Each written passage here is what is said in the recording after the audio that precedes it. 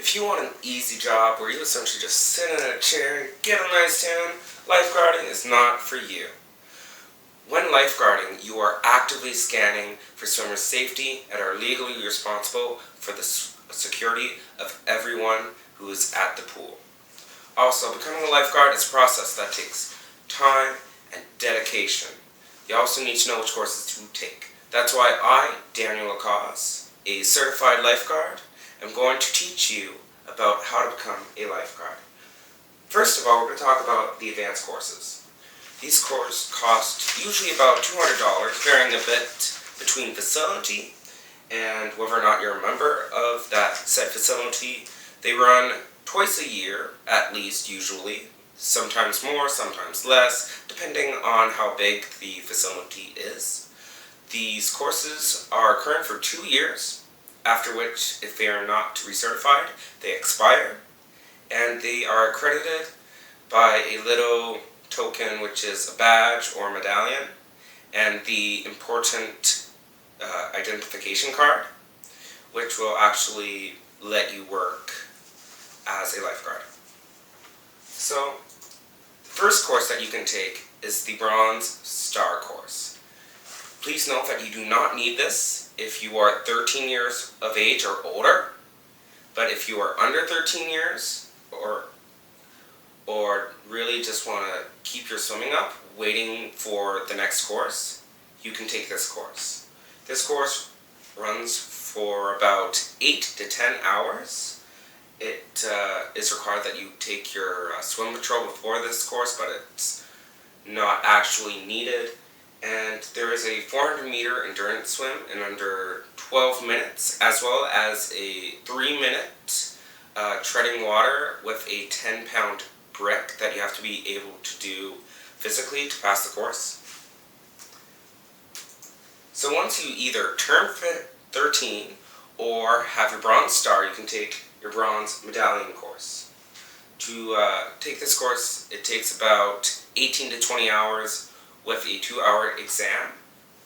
There is a 500-meter endurance swim under 15 minutes to pass this course.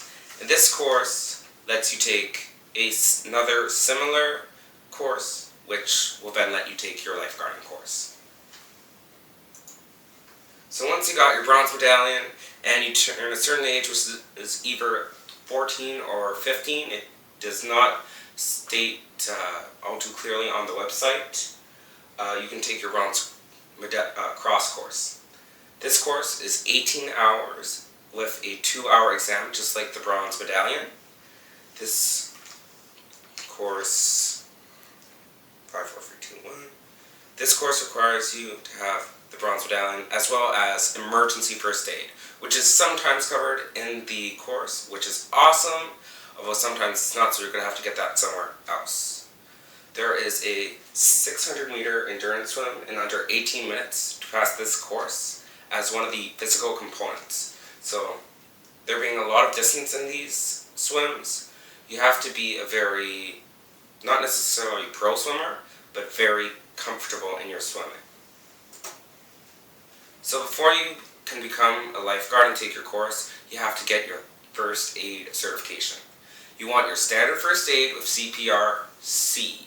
You can take it from Life Saving Society, the Red Cross, the Canadian Ski Patrol, or St. John's. These courses will last you 2 years for lifeguarding purposes. If it says 3 on the card, it will only last 2 for lifeguarding. It doesn't go by what the organizations set for total time. It is by the standards for lifeguarding. So for your National Lifeguard course, you want to take your National Lifeguard course, or MLS. This is the only nationally recognized lifeguarding course. You need to have 100% attendance over the 40 hours which it takes to complete, along with the exam. To take this course, you have to be 16 years old. By the last day of the course, you have to have your first aid and your Bronze Cross all ready to go. And there are 4 types of NLS. I like to call them streams that you can take. You got your pool, which is most often included in your original National Lifeguard course, which then can lead to water park. Or you have your waterfront, which can then lead to surf. Don't worry, your National Lifeguard course will include either the pool or waterfront, so you don't have to worry about taking another course before you can actually lifeguard. Although some places will require you take, say, the waterfront a certain amount of time after you're hired. Please note that these courses or any lifeguarding qualifications do not give you the accreditation to teach swimming lessons. Those are different courses that you have to take through sometimes different organizations, sometimes through Life Saving Society. So there are physical standards that a lifeguard has to meet to obtain and maintain his lifeguard status. These standards are being able to swim 400 meters in under 10 minutes, being able to swim 15 meters in a head-up sprint under 1 minute, being able to swim 15 meters underwater, being able to perform a 15-meter approach, picking up a 20-pound object and carrying it to the side for a distance of 5 meters in under 45 seconds. You have a 25-meter approach and 25-meter carry in under 1 minute and 30 seconds. Finally, you have a 15-meter approach and 5-minute hip or PIA carry, which is when you pick up the victim and keep his head and shoulders above the water during those 5 meters. So if you want to get any more information, because I cannot tell you everything you need to know, you want to talk to your local pool. They can give you exact prices, they can give you exact dates, and any more information about actually becoming a lifeguard at their facility. Because some places will allow you just to work as a lifeguard, and some places you'll have to have not only your lifeguarding certification, but also your instructing certification. So you're going to want to ask them about that. The information that was shown in this presentation was obtained off of lifesavingsociety.com, which is a place where you can actually check your certification. Just ask your local pool and they can tell you a little bit more about that. In conclusion, the order of the courses are Bronze Star if you are under 13 years old. After that, you can take your Bronze Medallion. Then, you can take your Emergency First Aid and Bronze Cross. Sometimes they're together, which is nice. Sometimes they're not, so you're going to have to go and get that course.